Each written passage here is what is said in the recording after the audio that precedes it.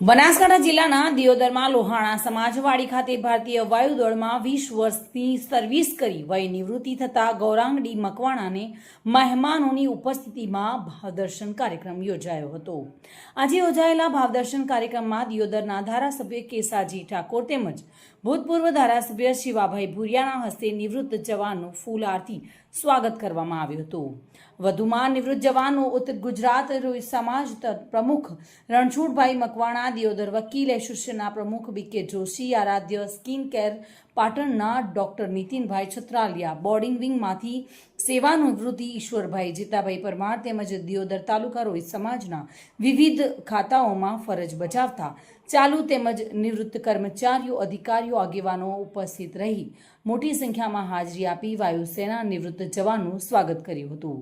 સેનામાંથી નિવૃત્ત જવાન ગૌરાંગભાઈ ડી મકવાણાના ભાવદર્શન કાર્યક્રમમાં પધારેલા મહેમાનો ભોજન પ્રસાદ ગ્રહણ કરી આ કાર્યક્રમને પૂર્ણ કર્યો હતો। હું ગૌરાંગ કુમાર મોહનલાલ કાકડિયા, કાર્યક્રમ એન્જિનિયર છું।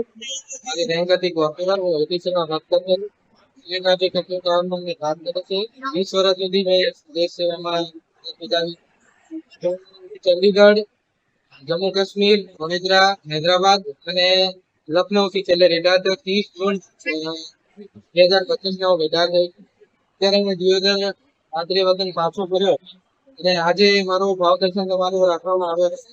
એ બદલ આજે જે પણ મહાનુભાવો ઉપસ્થિત રહ્યા અને દરેક લોકોએ જે મારું સ્વાગત કર્યું છે એ બદલ સૌનો ખૂબ ખૂબ અભિનંદન પામીશ અને ખૂબ ખૂબ આભાર માનું છું।